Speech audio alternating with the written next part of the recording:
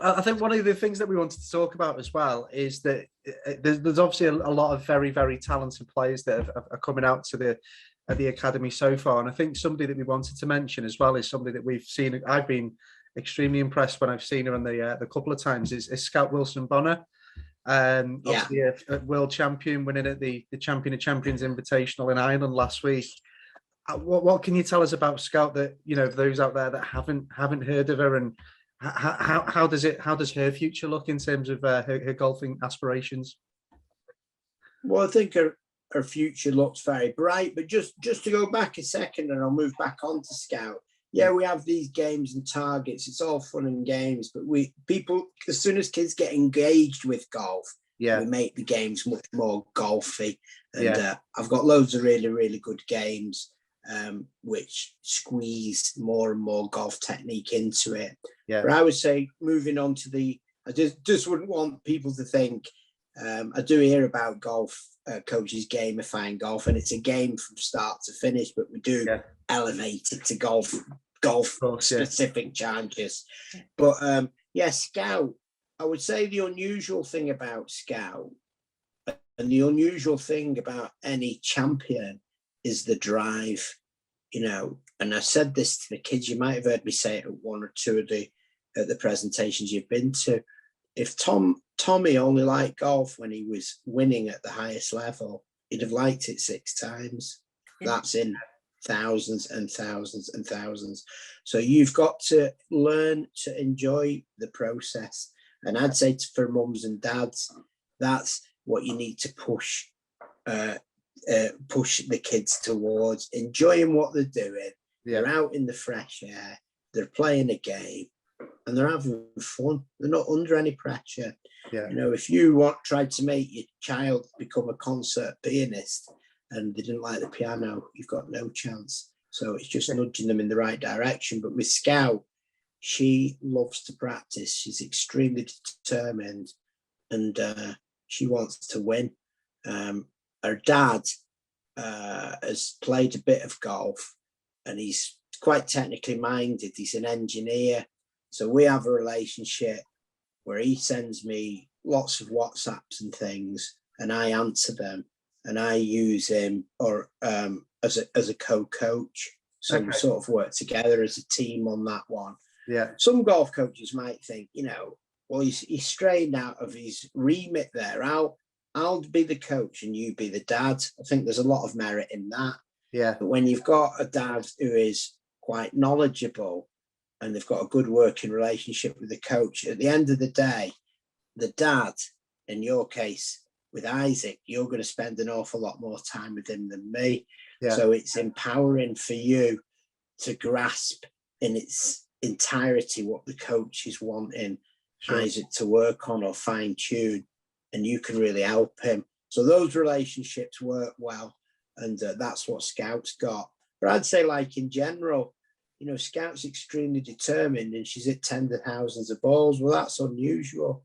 Most kids want to play games that their other mates are playing, whatever it is, Xbox, PlayStation, or anything. There's nothing wrong with that. That's normal.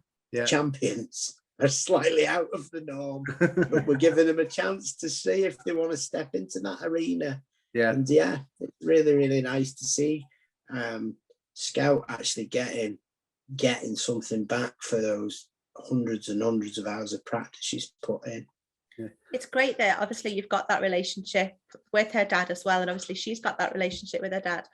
A couple of previous podcasts that we've done, we've touched on the importance of the positive parenting side, not putting that pressure on the child, letting the coach as well. So it isn't about being there and putting that pressure on and saying you've got to do this and you've got to do that. It's about letting the child grow and develop, and obviously keeping that natural drive and that natural interest. And like you said all along with the games and things, keeping it fun, keeping them engaged in a very fun way. It's nice to hear that, obviously you've got that relationship with Scout and Scout's dad, and I'm sure with many other parents that you've been working with as well. So I think I think one of the main things that we're learning, and I think I still find as a challenge, is Now, it was Isaac's 4th tournament he's played in yesterday. And I think that what I notice is that every child is different. I'm trying to be the best positive role model for my son. And I think that there's very unique behaviors within every single child. So so there isn't a rule book, essentially, is that it's working. You know, every child's got their own learning method. They all see things the different way. And I think that what I'm learning is that instead of trying to keep things fairly generic, is just to enjoy that process of him getting better. And I think that one thing I've seen, my background snooker, is I've seen very talented people get overcoached that have shown a lot of talent very early on, because their dads wanted them to be so their dads wanted them to be the next Stephen Hendry. They've changed their cue action. They've re-drilled them. Whereas I think there's an element of, that sort of rawness and natural ability sort of needs to be blended and refined with ultimately the fundamentals of the golf swing, I suppose. You're 100% right. That's like one of my pet themes. You can only be the best version of yourself. Yeah. And I often say it to the kids. If I lost weight, stretched myself, grew my hair long like Tommy, and I did play in the Open qualifiers. I never got there, but I got close. Let's say if I did next year make it into the Open, well, let's say my dream venue, Royal Birkdale, and guess what? I ended up in a playoff with Tommy Fleetwood. Who's going to be the better Tommy Fleetwood, him or me? So I can only ever be me. And so many people in life end up being a pale imitation of somebody else.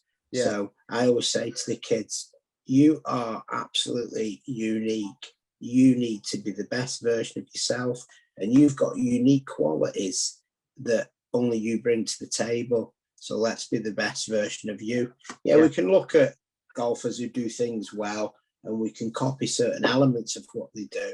But I 100% believe in letting people express themselves and their own unique set of talents. And let that come out. Overcoaching is an absolute catastrophe. Nobody is coached to world stardom. They get bitten by it, and they develop a way of repeating something efficient, and it might get fine-tuned. I agree with you 100%. I think golf and snooker have got a lot of similarities. There's quite a lot of thinking time. There's a intense concentration and effort combined with relaxed flow. So golf and snooker have got a lot of similarities, and snooker players often make good golfers. But one of my key themes in life, and a transferable skill, be the best version of you, whatever it is that you're doing. Yeah. No, fantastic. I think that's one of the things that I've noticed, and I think that when you look at the kids that are obviously with you, and we've seen a few more of them at the events, is that there's just there isn't a carbon copy approach. Like the two boys that played with us yesterday, I think it was Louis and Johnny. I think Johnny was one, and I think Louis came third. Isaac was in the same 4-ball, and I thought what was very interesting, two boys that have come out of that setup but look very, very unique in their own way and their own approach, which was really good to see for that reason, because I think it's almost, if you go too robotic and everybody's the same, you're never going to get the results. There needs to be that individual flair that's coupled with that, with that sort of methodical approach as well, I suppose. Yeah, absolutely. I like sort of methodical approach in the things that you can control, the setup, the aim, your practice routines. In terms of how you actually propel the ball and the engine for your golf swing, we're all different. We're all physically different. And world-class golf has been played a number of ways. And if you can't see that as a coach, you're daft. And exactly. If you, in my opinion, if you've got a method that you try to impose on every golfer, then that you're going to lose half of them, and you're limiting your audience. Yeah. So I've got my own technical ideas, but I've got several different variations. And if somebody does something slightly unusual that jars with my core beliefs, but it works anyway, I'll leave it alone. Yeah. And we move on to other things. If you can repeat it and you can control that club face and deliver it back to the ball looking at the target, and you can get the angle of attack right, you're in business. Brilliant.